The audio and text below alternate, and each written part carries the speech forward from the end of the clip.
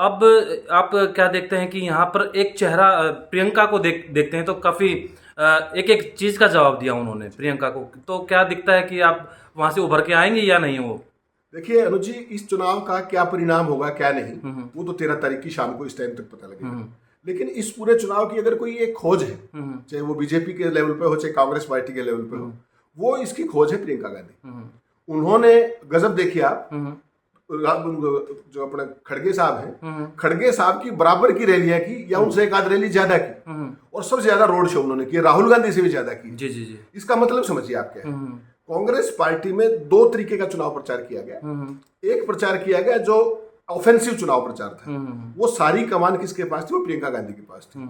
और प्रियंका गांधी ना केवल इंदिरा गांधी से एक तरीके से कनेक्ट कर रही थी, आम आदमी से भी, और खासतौर पे महिलाओं से, बच्चियों से, यूथ से बहुत इंस्टेंट कनेक्ट कर रही थी। और उनका कैंपेनिंग का स्टाइल देखिए आप, भाषण दे रही है, किसी महिला ने उनको आवाज लगाई और वो भाषण छोड़ के उस महिला का ज्ञापन लेके आती है स्टेज से उतर के, बिल्कुल बिल्कुल, और फिर वापस आती है। इसका मतलब समझिए आप क्या है। ये कांग्रेस के लिए, अगर कांग्रेस पार्टी ये सरकार जीतती है यहाँ पर कर्नाटक में, तो ये बहुत बड़ी नई खोज होगी। क्योंकि आप याद होगा हिमाचल प्रदेश में राहुल गांधी उस टाइम पदयात्रा में थे, तो उन्होंने प्रचार नहीं किया था।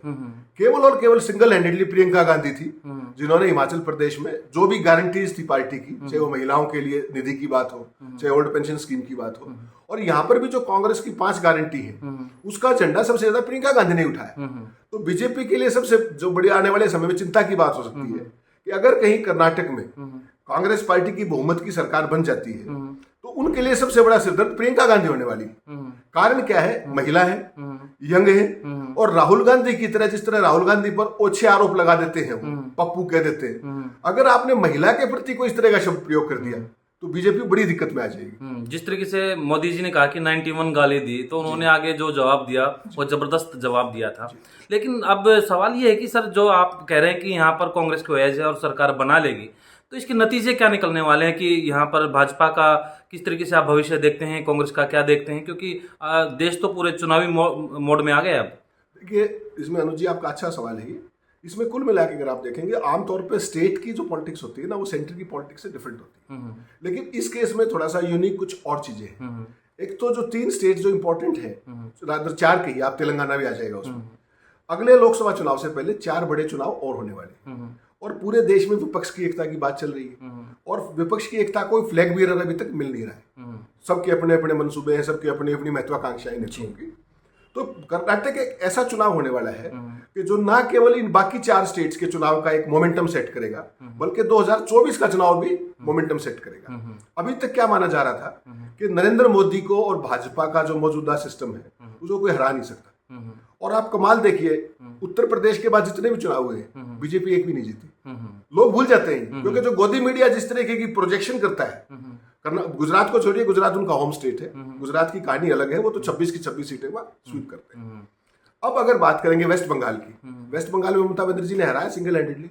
लेफ्ट भी साफ हो गया, कांग्रेस पार्टी भी साफ हो गई, बिल्कुल साफ। उसके बाद अब हिमाचल आइए, हिमाचल में कांग्रेस ने स्थानीय मुद्दों पे चुनाव लड़ा, अपनी गारंटीज पे चुनाव लड़ा, बीजेपी हारी। पंजाब के अंदर सारा, मोदी जी भी वहीं थे, बीजेपी भी वहीं थी। क्या हुआ? बीजेपी की क्या हालत हुई? केवल 3 सीट आई। तो कुल मिलाकर के जो ओवरऑल स्थिति है वो एक, इस चुनाव के बाद एक मोमेंटम बनेगा, और कांग्रेस पार्टी को जो बहुप्रतीक्षित एक संजीवनी की जरूरत है, अभी तक उनके पास क्या है? उनकी लीडरशिप को अपोजिशन मान नहीं रहा। लेकिन कर्नाटक ना केवल बड़ी स्टेट है लोकसभा के हिसाब से भी, वहां पर जो रेवेन्यू है, आज की तारीख में हालत क्या है? विपक्ष के पास पैसा नहीं है। जब नोटबंदी के बाद जो उनकी हालत की गई है, पैसा केवल बीजेपी के पास है। और इस देश में सबसे ज्यादा रेवेन्यू केवल 2 ही स्टेट्स में है, नंबर 1 पे महाराष्ट्र, नंबर 2 पे कर्नाटक। आपको पता है इस बात। तो जैसे ही कर्नाटक में अगर कांग्रेस पार्टी की मेजोरिटी की सरकार बनती है, या जेडीएस के साथ मिलकर, हम दोनों ही सूरत रखें, हम नहीं कह सकते आज की तारीख में, ये बात तो हम 13 की शाम को कर पाएंगे। तो उससे कांग्रेस को ना केवल एक संसाधनों का जो टोटा पड़ा हुआ है लंबे समय से, वो दूर हो जाएगा टेक्निकली। उनको पूरे देश में जो अपोजिशन पार्टीज हैं उसमें एक बार फिर कांग्रेस सिंगल लार्जेस्ट पार्टी के तौर पे, सबसे बड़ी पैन इंडिया पार्टी के तौर पे उभरेगी। ये तो कांग्रेस की बात है। और जो राहुल गांधी का जो स्टैंड था अभी तक, अगर आपको याद हो, राहुल गांधी ने पूरे देश में भारत जोड़ो यात्रा की। उसका सबसे ज्यादा समय कहाँ बिताया उन्होंने? कर्नाटक। वो भी उसका एक ऐसी टेस्ट है कि उनको जो इतनी भारी भरकम जो समर्थन मिला था, क्या वो वोट के तौर पे था या केवल लोग उनको देखने आ रहे थे?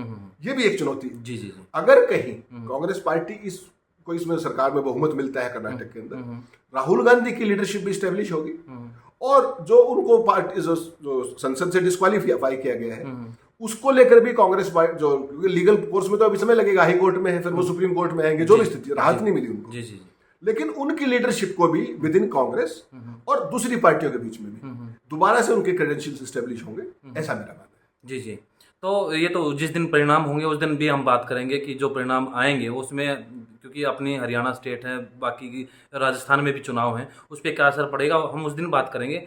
आपने तमाम जानकारियाँ दी, बहुत बहुत धन्यवाद सर।